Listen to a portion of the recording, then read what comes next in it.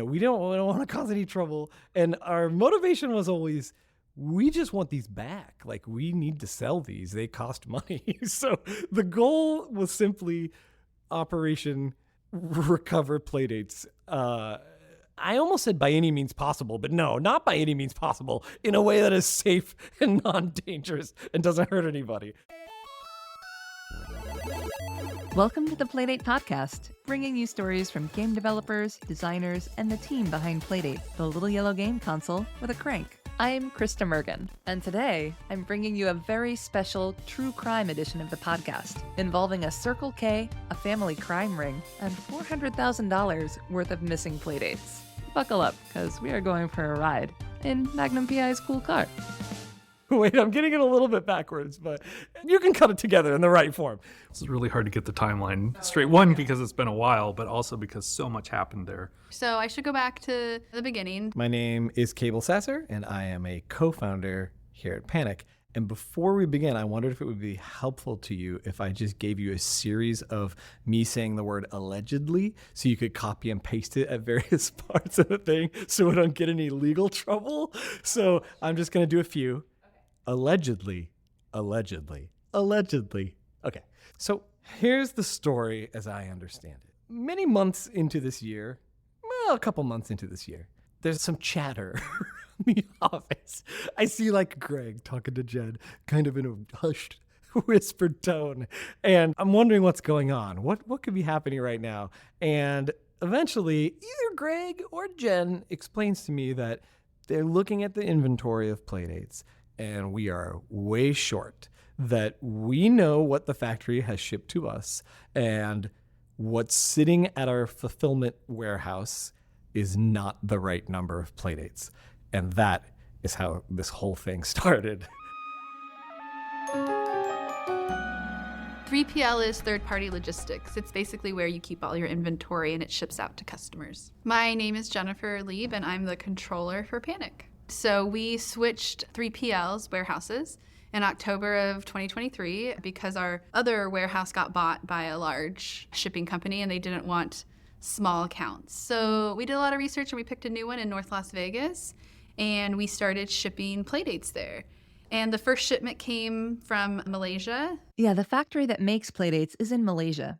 They ship devices in batches to our 3PL provider, a company called Ship Fusion. And there's two sets of 2 pallets that came within a week apart of each other. So we had a bunch of inventory all at once. We switched warehouses, and they have a different portal, and the inventory isn't included in a really straightforward way. There's multiple phases to it. My name is Kyle. I'm a software developer, and I also built the integrations with our fulfillment system. So I have data on how shipments were sent and where Playdates are and how they get registered and all that information. And so the numbers were never really adding up as we sent multiple pallets to the warehouse. We assumed that those numbers would shake out eventually, and when they didn't, we started looking into why. And we realized that the very first shipment that was supposed to arrive never arrived. It was a mess. End of January, early February, I was reconciling inventory for year end and thought, wow, we're missing like 2,000 units. What's going on? And so I talked to a few people here at Panic. We went back and forth. I went through all the tracking numbers. I looked at Ship Fusion's back end, and I basically figured out that one of the tracking numbers never made it, but it said it made it, it said it was delivered.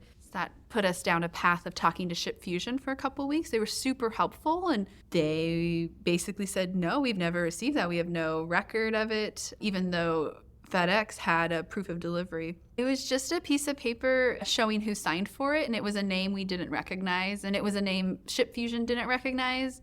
We know from experience here at Panic's office, often when we get deliveries, and not just from FedEx, but from multiple delivery partners, they don't actually ask your name. They just click whatever the last name was that signed the prior delivery. And so Ship Fusion's response was, that's kind of normal, and so who knows kind of signed for it. And FedEx didn't have any like geographical tracking of like where they dropped it or a picture. I mean, even Amazon takes pictures, so that was kind of frustrating. At first, we're like, did FedEx lose them? The answer to that is yes, but not in the way that we expected. So we were probably towards the end of February at this point, and we were just kind of scratching our heads. And then on one of our calls with Ship Fusion, We hear from our fulfillment warehouse that, hey, there was a weird situation that we didn't tell you about, where a month or so ago, we got a call from this construction site next door. They're building the Circle K. It's got the snacks and the drinks. Why am I explaining what a Circle K is? They're building the Circle K. And the construction team is like, oh, hey, there's a couple pallets of these things that we think are for you. Now, it is not a mystery who they are for. There's a very big sticker that says the name of our fulfillment warehouse, which is directly next door to the Circle K, is very clearly misdelivered. But they alerted our shipping warehouse, which was very thoughtful of them. the Ship Fusion facility has like 20 loading docks on the backside. Like, it's obvious where a shipping provider should be leaving goods. Luckily, and I am so thankful, they took photos where the pallets were with the construction guys very clearly showing like this did not make it to the loading dock.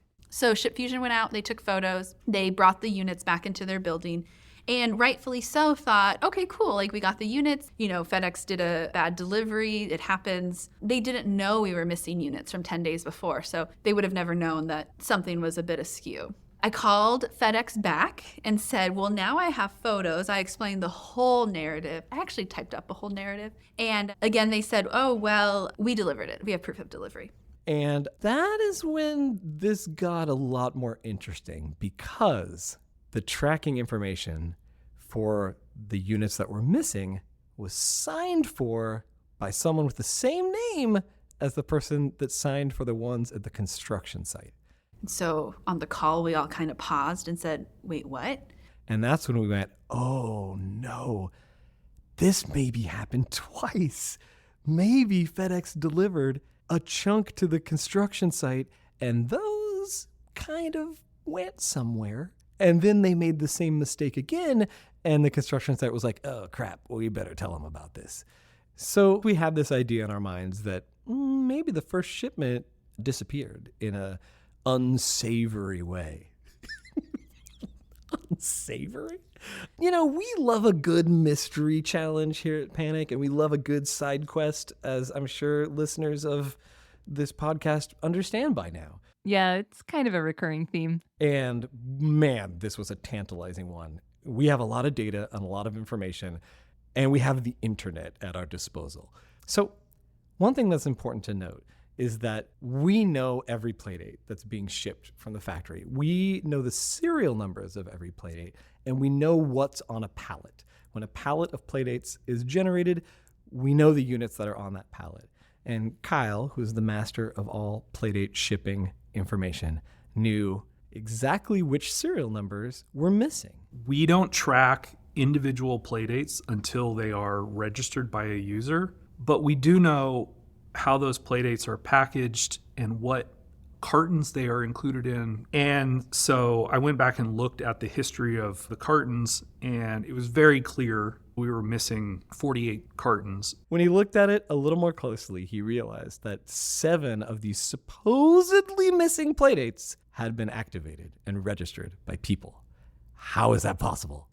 How can this be? At that point, the open question was, did these get somehow included in our stock at our warehouse and sent out to legitimate customers? It was really weird. And why only 7? We kept asking this question. Where are the rest of the units? Why aren't they being registered? So I started to look into who registered those 7 devices. We don't track very much information from our customers. We err on the side of privacy. We don't track IP addresses of a lot of requests or anything. But one thing that we have to track is the email address of the person who registered a device, because they do that via an account on our website. You can learn so much from an email address. And the first thing we noticed is that the people that registered those units were all residing in North Las Vegas, where our warehouse is. And so that was the first, And then we started to look at names and how those correlate, and LinkedIn, and maybe that person was an employee of a construction company. And the big wall corkboard of red string just began to grow. And this whole picture sort of formed in our minds of what might have actually happened here. We started to build our own sort of dossier, which makes it sound way cooler than it really is. A Slack chat, let's call it that instead.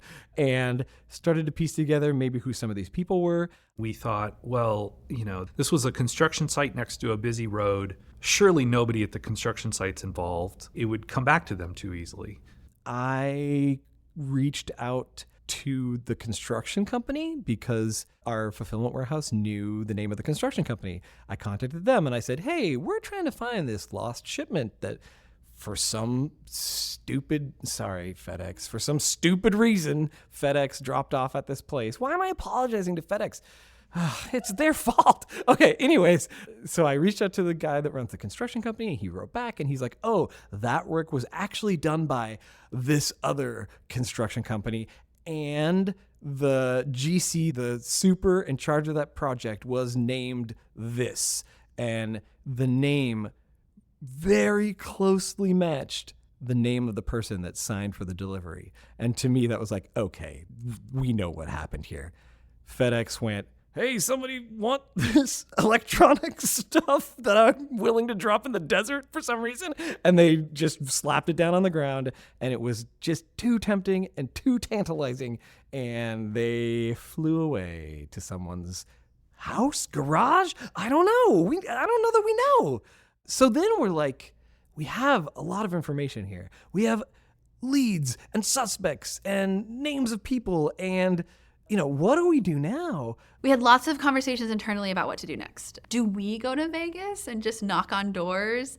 The first thing actually we did was file a police report. Well, tried to file a police report. We kept trying to file it online and it kept getting rejected. It's this online form. You'd think it'd be super simple, right? You open the form, you put in all your details, you say what happened, you hit submit. Someone there looks at it, says, oh yeah, this makes perfect sense, accepts it, and you get an email saying, hey, this is your police report number, this is the officer, signed, blah, blah, blah.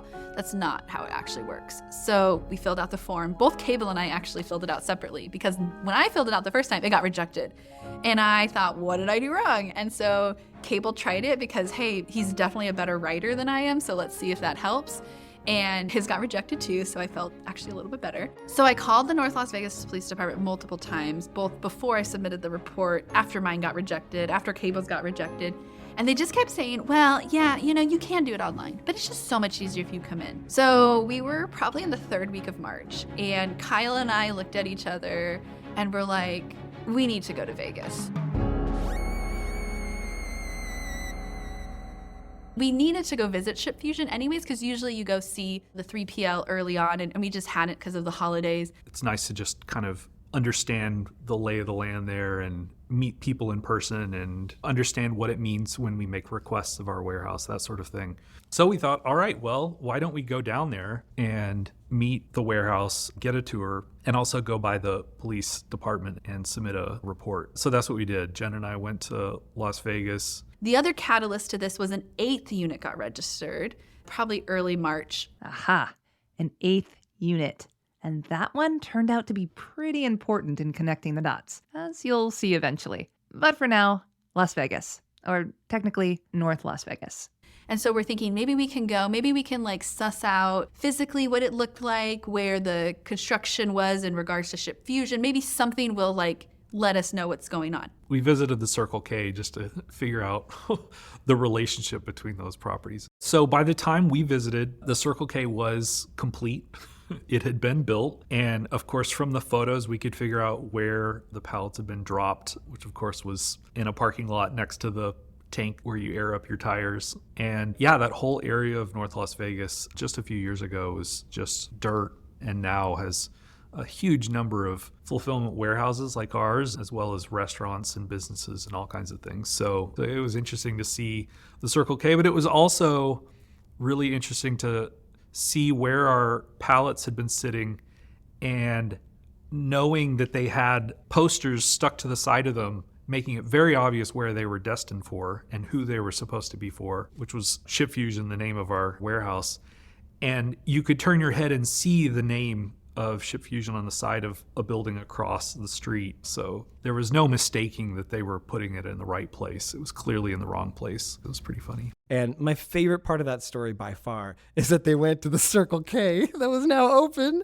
But not just that they went to the Circle K, but they both bought slushies from the Circle K and expensed it, which just delights me to no end. I just got this like, do you approve this $2.84 purchase in Circle K? And I'm like, yes, this is happening. We went inside the Circle K and got frozen Dr. Pepper Slurpees because that's what you do when you are trying to solve a mystery. Just a quick note here that the signature icy beverage offering from Circle K is actually called the Froster. No one cares, but it felt important. Okay. So we go see the Circle K. It's nice. There's obviously no evidence there. We went to In-N-Out Burger because, like, we're in Vegas and they now have In-N-Out. Those are good burgers, listeners. And then we drove to the police department, and it's like the most decrepit looking building. It's just sad. Like, it's sad from the outside. It's sad from the inside. Like, it's just a sad place. And it was also really hot inside. So it was March. It wasn't super hot yet in Vegas. But you walk in and it was like there was no airflow. Like they had intentionally made it so you wouldn't want to sit in there. And I remember the person who'd been waiting the longest was like 4 hours. Dun dun. We didn't wait 4 hours. I think we waited like 30 minutes. Oh, okay. That's not so bad. They called us up. We talked to this really nice officer.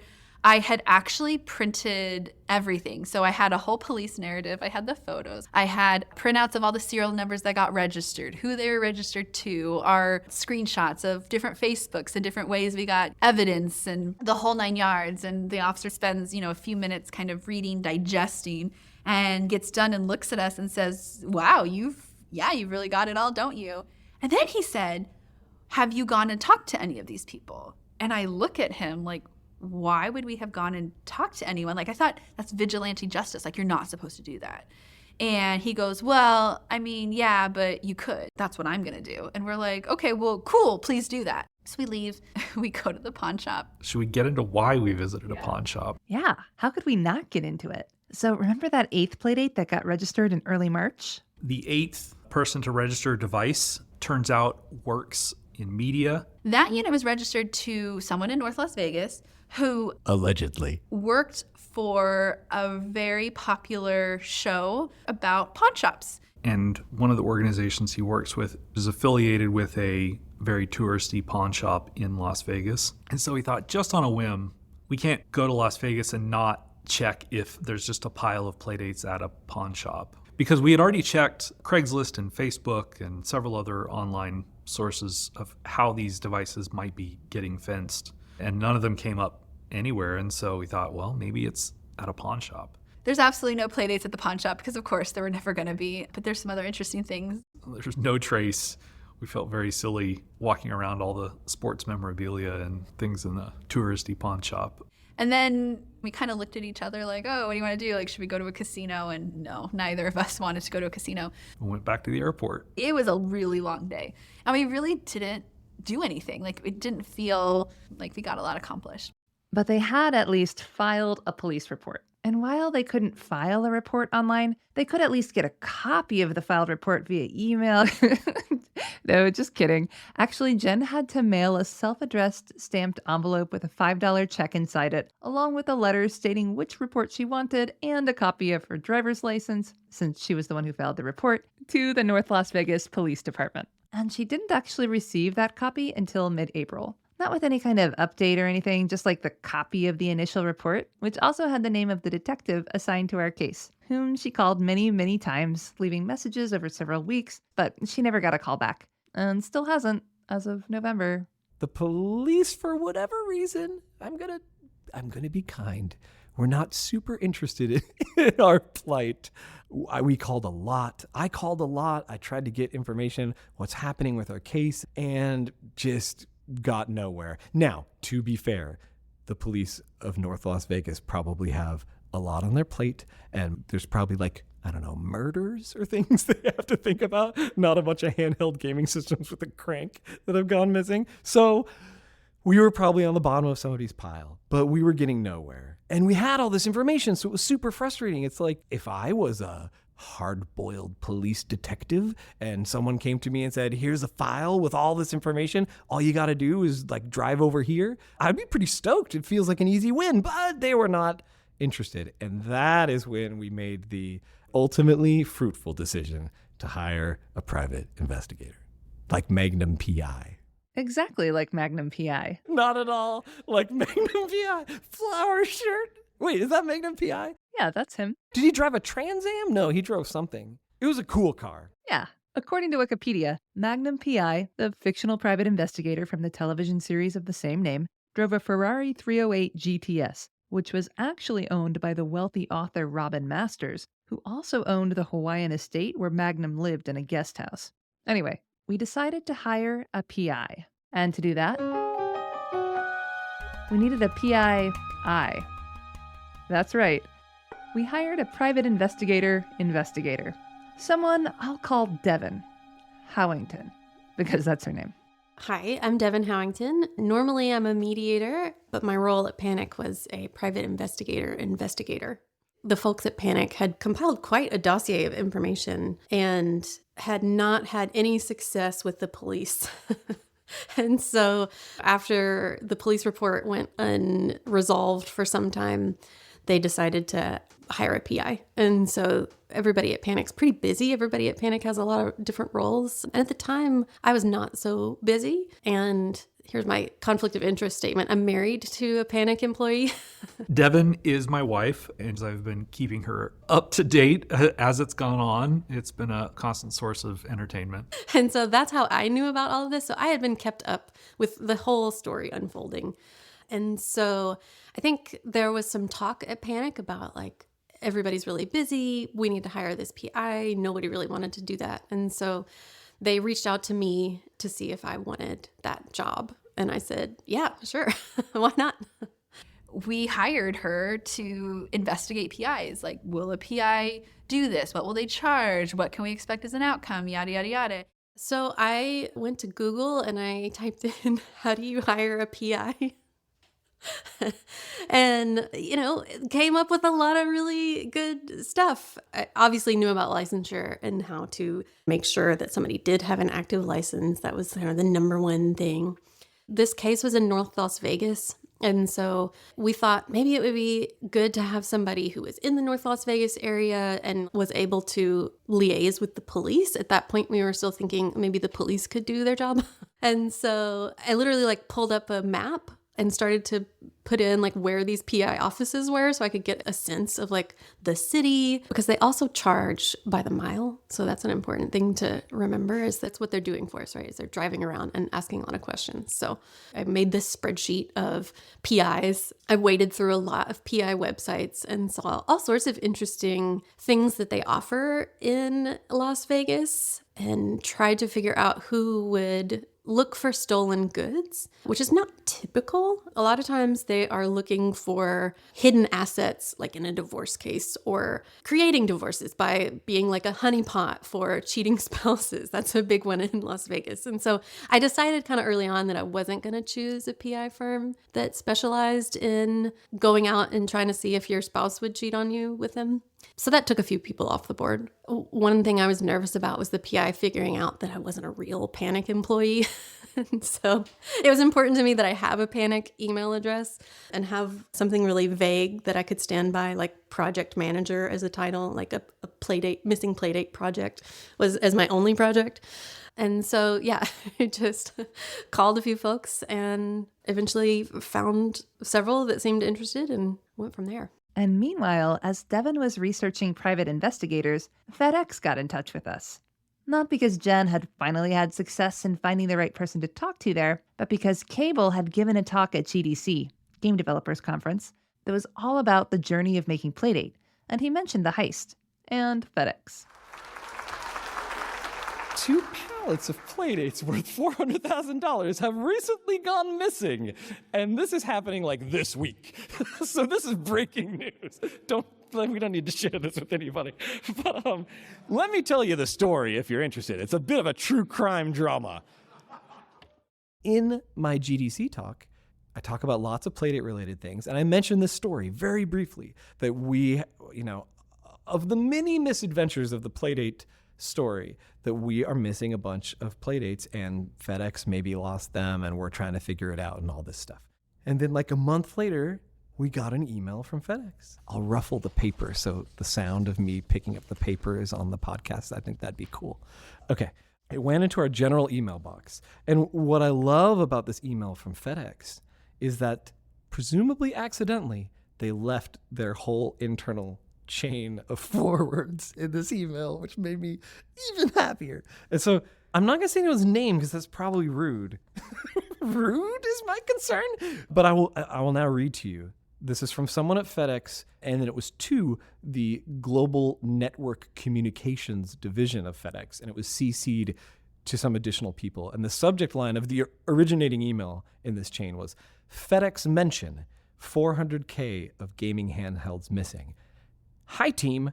This may be on your radar, bubbling up a story about 2 pallets from a Las Vegas shipping center worth $400,000 worth of Playdate gaming handhelds went missing. The story notes that the customer mentioned his concerns and was told FedEx delivered them and the shipping center had no trace of them. And I love this part. This story does have the potential to go viral. I wanted to bring it to your attention. Then it was forwarded to somebody else and CC'd to 3 additional people. Hey, just making sure this is on your radar. This person's monitoring for social traffic. And then somebody replied, please look into this and keep me updated. Thanks. Sent from my iPhone. And then finally, the email to us at the top of the chain from the FedEx executive office. Hello, I am contacting you on behalf of the FedEx executive office. I am researching this inquiry to see if possibly pertains to your business. Please follow up and provide feedback. Your assistance is greatly appreciated. Something about, quote, this story does have the potential of going viral, unquote, is like the most revealing insight into how anything gets accomplished in modern times, which is so infuriating. I know there's that famous Steve Jobs quote in the App Store review guidelines where he said, running to the press never helps. And we always joke that like running to the press is the only thing that helps. But certainly if I had not given that talk at GDC and if The Verge, etc., hadn't written about that portion of my talk at GDC, we never would have heard from FedEx. No, I mean, FedEx, if you're listening, you can correct me if I'm wrong. But I think I'm probably right.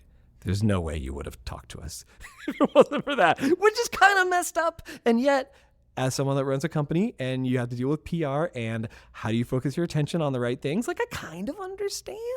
Although I can't imagine running a business as big as FedEx. That sounds like a hellscape. But we finally heard from FedEx. From this executive level person in the communications department for FedEx. He called end of April or so, maybe 3/4 of the way through the month. And we had a great talk and I explained everything and I could tell he didn't, I don't want to say he didn't believe me, but he definitely was like, this sounds interesting. He was suspicious kind of about the story, but then we literally had photos of it misdelivered, FedEx goofing and putting this thing in the wrong place. And there wasn't much he could say after he saw the photos. And I think there was just kind of a sense of like, oh man, that's not great. Let us know how it goes. I wish that he could be interviewed for this podcast, but I suspect the FedEx legal team would like absolutely lose their minds and probably fire him immediately. But he was sympathetic and did a little research. Jen can tell you more about those conversations because he was also great at using Southern idioms and expressions that were just delightful throughout the calls. And I hope that she remembers some of those. I gotta remember it. He says, as my mama used to say, there's more than tomatoes in that soup. And I did not laugh, which was good because I thought it was amazing, but I said, I don't really understand that phrase. And he goes, well, I think you're on to something. Like there's something weird going on here. That's what it means. And I said, cool. What do you think's going on? And he goes, well, I'm going to do some investigation. I'm going to get back to you. And he's been great this whole time. He's been very communicative. Every time I've called and left a message or emailed of like, hey, can you give me a call? He always calls within 24 hours, like very happy. But there was kind of obviously like a limit to what he could do. And like, I kind of had this like naive dream that FedEx would be like, you know what? This was on us. We're cutting you a check for $400,000. It doesn't work that way, I guess, in the real world. So, we didn't get a lot of traction with FedEx, other than he said to Jen that although he cannot discuss the specifics about the person that delivered our pallets to an empty construction site, that it had been dealt with in some way. It is a personnel matter. Now, that could mean they did absolutely nothing, or that could mean the person was fired, or they got like a gift basket, or I don't know. But anyways, it was super interesting, and I just will cherish this email chain forever. Yeah, so FedEx did end up being at least somewhat sympathetic, if not actually helpful in a meaningful way. But hopefully there won't be any more pallets full of handheld gaming consoles dropped carelessly at construction sites in the desert anytime soon. So let's get back to Devon's hunt for the private investigator. She did great work and came back to us and gave us our options. I didn't feel like I needed to be the one to choose, because it felt to me like a philosophical difference that I felt like Panic needed to weigh in on. They all had two things in common. They said, wow, you did a lot of work. This is really a lot of information that you already have. And the second thing was, that's a really sweet email address. There was a brief diversion in choosing the right private investigator, and there were really two leads that we were most interested in. One PI that I had contacted was this grizzled ex-cop who was really excited about building a case and seemed extremely interested in piling up the felony charges and making sure that they had everything for all the charges that we wanted to charge these folks with. One of my questions to all the PIs is like, so say you open the garage and you see the devices in there, like, what do you do? And this guy didn't really answer that question all that well. He was like, well, we'd call the cops or something like that, which is fine. Maybe that's what you should do. And the guy we ended up hiring said, well, I just see if we could rent a truck and see if we could just take them back to the warehouse. And I was like, that's a great answer. That's what I like to hear. Let's just get those Playdates back to the warehouse. Getting the devices back was priority number one, as indicated to me by Panic. And then whatever else happens, we'll figure that out later. So it came down to this ex-cop and then this other guy who was very nice, easy to talk to, asked me a lot of questions, and had the good answer about let's just take them in a truck to the warehouse. And so I submitted this information to Panic, right? One of them didn't seem like a good fit, and that was mostly because he seemed very intent on getting prosecution wins and super busting people, and he was an ex-cop, and it seemed like maybe a little more intense when really we just want the Playdates back. But then also we came across their Twitter profile, and it totally had the dude in the sunglasses in the car avatar, and although I cannot reveal his Twitter handle, it did end in 007, which was enough for us to be like, this combo might not be great for this situation. No offense to anyone that has 007 in their Twitter handle. I mean, it is cool. He was a secret agent. But not for this situation. And so, we chose a PI that seemed really interested in this and could do the work. And I don't know all the details of what happened at this point, other than he really did a lot of work and took our leads and really got to the bottom of this.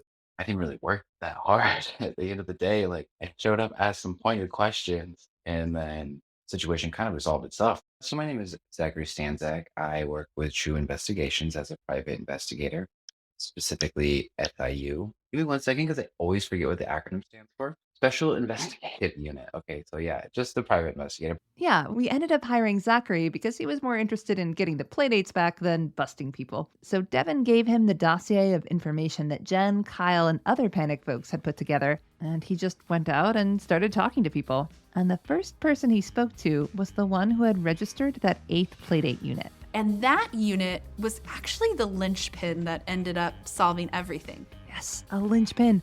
I love a linchpin. From the beginning, it was essentially just, cool, I'm going to look up everybody that has registered an email address, and then just kind of work my way down the list. Where did you get this? So I went to the first person's address. I just knocked on the door. And I just kind of hey, I'm looking for certain devices. Your email address showed up. And he kind of gave me a bit of a runaround of oh yeah, I have those devices. I bought it from the back of someone's truck at a random gas station. And do you know when you did this? And couldn't necessarily remember a time. So do you know what gas station you did this from? No. He said he bought it from, to quote, and I just like it because it was like he was trying to throw me off the case. He said, some black guy in the back of a truck. Oh, cool. Yeah, great. He thought saying a black guy did it would make it sound more believable because racism. Ugh. But he gave him that Playdate back right then and there. So I got that, and so then I crossed their names off the list. I went to the initial person who signed for it. Well, I went to his dad's house. Yes. Here's where the pieces really start falling into place. So folks at Panic had initially thought that the person who signed for the shipments was this high-level person at the construction company that built the Circle K, because the names were very close. He had the same last name as the signer, but a different first initial. But it turns out that that person has a son who also works for that construction company. And that son shares his last name, and his first initial does match that of the person who signed for both FedEx deliveries. Okay, but so Zachary started at the father's house. I ended up getting a hold of him on the phone. I went to his place of work. He pretty much just kind of like outlined the whole thing that, there's 2 pallets that came. His son signed for them. I even helped him with a pallet jack to move those to ship Fusion. Didn't know about any other shipments that happened. Nothing else about the situation. I didn't mention, hey, well, your son-in-law actually just gave me one. Yeah, so that 8th unit to be registered was the linchpin, because it turns out that the guy who registered it and then spun that story about buying it off the back of a truck is married to the sister of the guy who signed for both shipments of Playdates. Something Kyle and Jen figured out through Facebook. So now it's pretty obvious that this is Allegedly. like a family crime ring. Except not an organized or sophisticated one. Because what sophisticated criminal would use their real name to sign for a delivery they were just going to steal? It's more of a family crime of opportunity ring. The father says, yeah, you can go talk to my son. He's on site right now. He's at this location. Go ahead and head down there. So I drive to the construction site. I find the son, explain why I'm there. Hey, I'm looking for these devices. You signed for them. He reads the same story that there was only 2 pallets that came. I helped to move them over. That was it. I don't know what else is going on. Couldn't give exact dates. As he said, they always get so many shipments on construction sites, which is true. There's a lot of stuff that comes in and out. And sometimes you don't really know what's going on there or anything like that. So it's okay. And then I left from there. And then when I got back to the office, Devin reached out to me. I think I did all of those interviews between about 8 and 10 a.m. And then so I was back in the office by noon, talked to Devin, and she was like, what happened? So what are you talking about? The PI started, I think, on like a Monday, maybe a Tuesday. Yeah, it was a Tuesday because that Monday was a holiday. Anyway. And then Thursday, this whole thing flipped upside down. We got an email from our rep at Ship Fusion and said basically like, hey, these were like delivered. Here's a serial number. Like, what are these? And it was on a Thursday. I was actually working from home and I read the email and I was walking upstairs to see if my husband wanted to go to lunch. And I just skimmed the email and thought, oh man, another delivery got misdelivered. What is FedEx doing? Like, I can't even, I'm so annoyed at this point. And then I reread the email and was like, holy shit, this is them. Like, it has to be them. There was a photo that just showed these boxes being left at some random place, not on a pallet. So it wasn't FedEx misdelivering.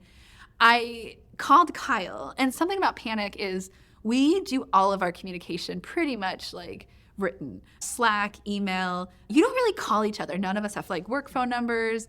Maybe you text, but you do not call. But it was such a big deal, and I was like freaking out. I called him, and he answers and was like, hello? And I'm sure I scared him, and I said, Kyle, have you checked your email in the last 5 minutes? And so he checks it, and I hear this, what? And I said, look at the serial number, look at the serial number. Because I'm not a technical person. I'm a money numbers person, but not a coding person. So I have no idea how to look up these serial numbers. So he looks up the serial number and like 5 seconds later goes, oh my goodness, it's them. It's the units. And we conferenced in Cable, because again, such a big deal. We had to call someone else. So I conferenced in Cable, and he was at lunch at Thai Peacock, where he always is, with Steve. I love this detail because he is always there.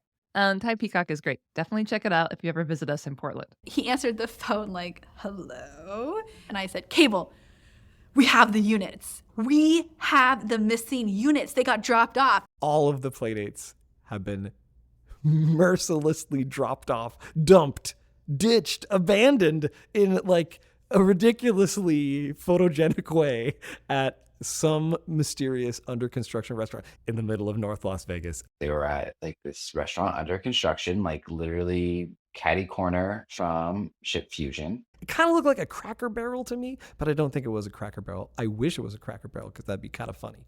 It would. Cracker Barrel is an inherently funny chain restaurant, and notably, the restaurant was not being built by the same construction company that built the Circle K, because that's immediately where my mind went. You would be totally wrecking your story if it was the same construction company. Yeah, but again, like, this guy used his own name to sign for these stolen playdates, right? I could see it, but anyway. My theory is this was next to Ship Fusion, which was critical because that's where they got them. So they knew that's where they belonged. And it's under construction, so there's no cameras, and there's no people, and there's no staff. And we just got these photos of this parking lot and just all of these Playdate cartons just like askew and stacked on the ground. Yeah, you should check out the photos in the show notes. Obviously, what happened is they got spooked, or, immediately after that interview, he had left his construction job, probably had to grab a couple people because that's a lot of boxes that they unloaded pretty quickly. I did that. So it was cool. Like immediately off the bat, talked to like 2, 3 people, and we already recovered like the majority of the devices. Yeah, and Ship Fusion got these back because a police officer called them and said they'd received an anonymous tip about some things left at an abandoned construction site that might belong at the warehouse. So, hey, the police did at least show up. It does seem like the bare minimum. But yes, that was a surprise success for sure. And that was after just a few days of sniffing around. Like, that's amazing to me. It is very clear that the first few people that he talked to from our list of leads were like, oh, crap. And there was probably some excited texting and phone calls, and everything was ditched. Which is good news. That was good news. We were like, yay, we did it. We got them all back. Except we didn't quite get them all back. But that's a whole nother wrinkle. They tell us, like, yeah, there's 1,906 units, and the total was 1,920 units, so we were only missing 14. We had most of the devices back, so we had pretty much declared this whole thing a success. But Zachary wasn't done yet. The case got solved so quickly that he still had a bunch of time left on his retainer. So he kept following the threads. From there, I continued going down the remaining devices that were listed on there.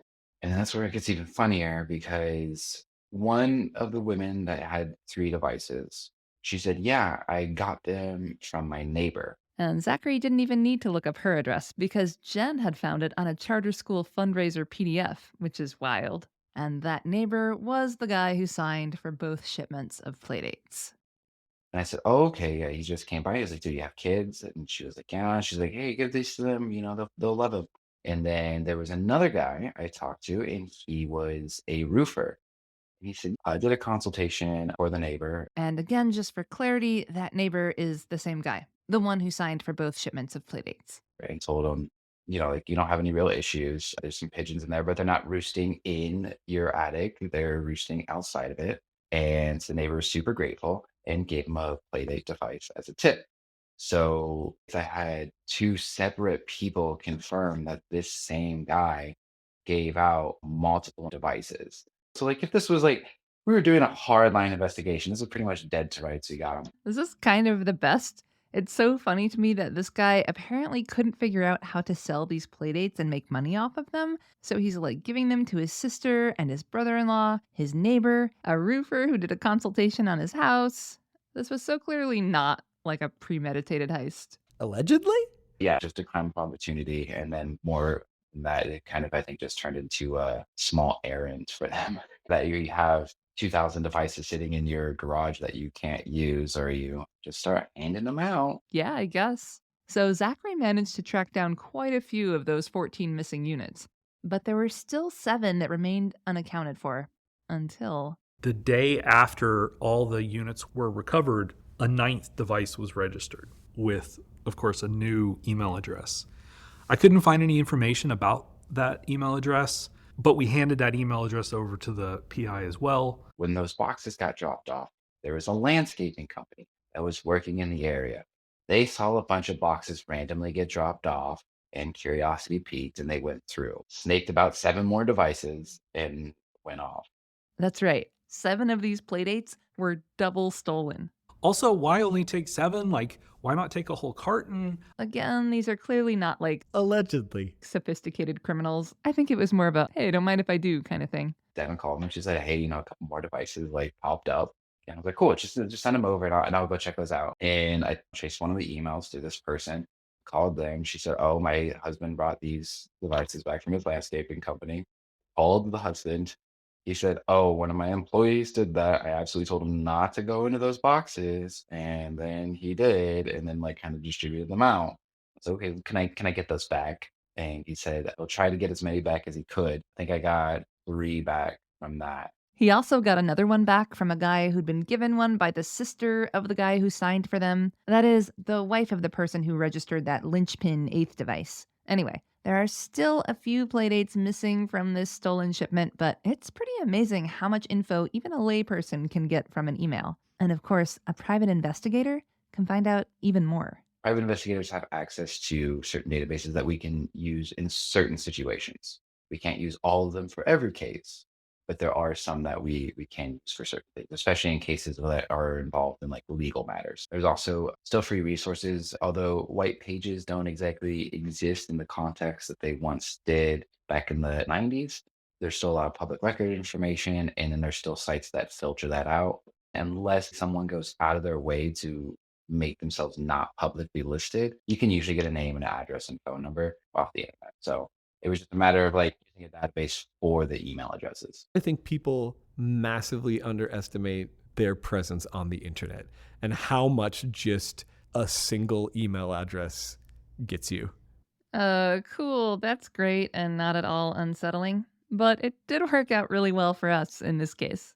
Yeah, that private investigator did an awesome job. I mean, we gave him a head start, sure, but like he did the legwork. I'm not going to knock on a bunch of people's doors and be like, hey, can I have my Playdate back? So yeah, we were super impressed. I have a special love of just showing up to a spot and being like, hey, I have questions about this one thing. And I'll make a lot of calls too, but just that in-person approach and just trying to ask questions. That's usually at the end of the day what most of my job consists of. I don't necessarily know the full science behind it, but it's generally easier to get information from someone if you're face to face. Just actually like suddenly showing up and catching someone off guard if they're not expecting you and you start asking questions, you can kind of read how they're reacting to it, what they're doing.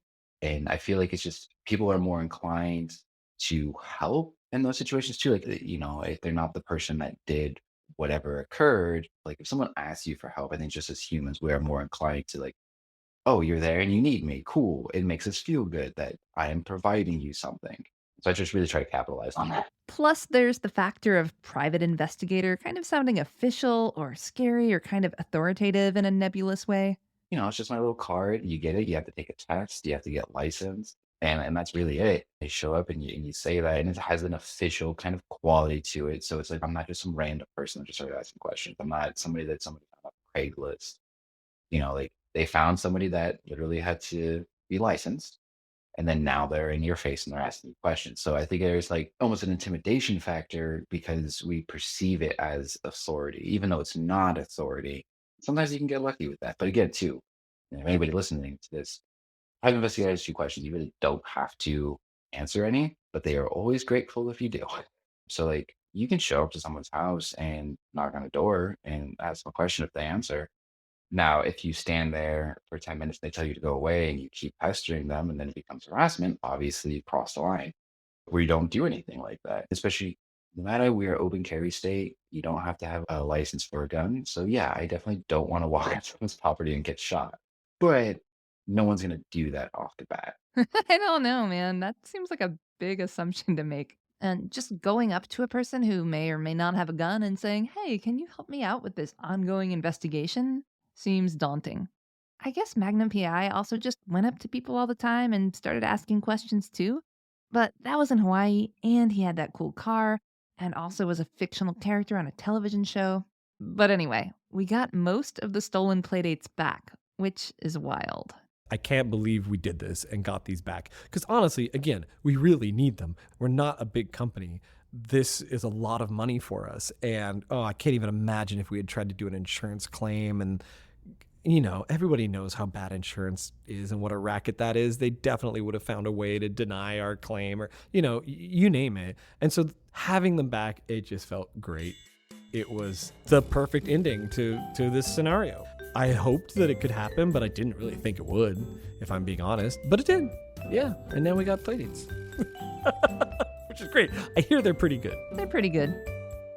Wow. I guess the moral of this story is that if a couple of pallets worth of Playdates get stolen, you should assemble a complicated dossier, skip the police, and hire a private investigator immediately. And maybe another moral is, if you decide to steal a couple of pallets of Playdates, don't use your real name to sign for them, and then start handing them out to friends and family who will use their email addresses to register them. And also, turns out there are a lot of lessons to be learned here. If you work for a landscaping company, don't double steal any Playdates you happen to find lying around abandoned construction sites. But above all else, it's important to take the time to stop and slurp the not slurpees.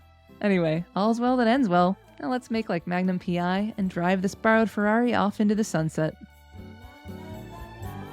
Thanks so much for listening, and please don't steal our Playdates, because we will find you. Allegedly. And in case you missed it, we just announced that there will be a Season 2 of Playdate games, and it's happening in 2025. I can't give you too many details just yet, but it should include about a dozen games, plus a super secret special thing that we also can't tell you about just yet. But a Season 2 of games means an official Season 2 of the podcast, with all new developer interviews. So stay tuned for that, and in the meantime, keep an eye out for occasional episodes that I'll drop between now and then, right here on the Playdate podcast feed. Thanks again, and bye for now.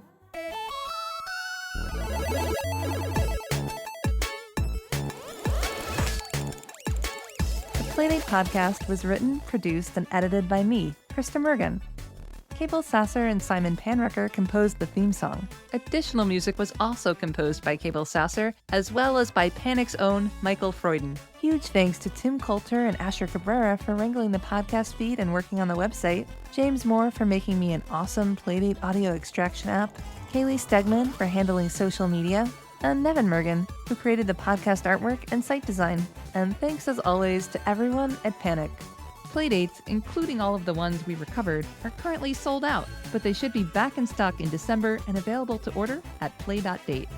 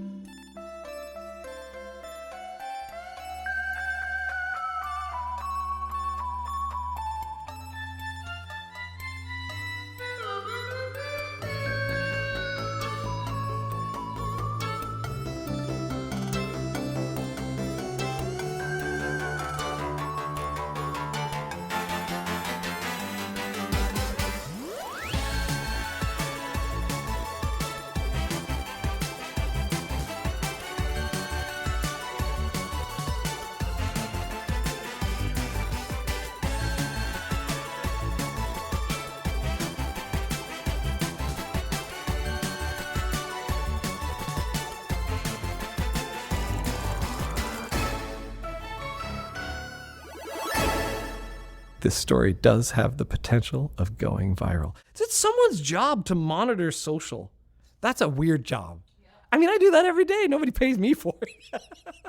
Anyways, okay, that's my FedEx story.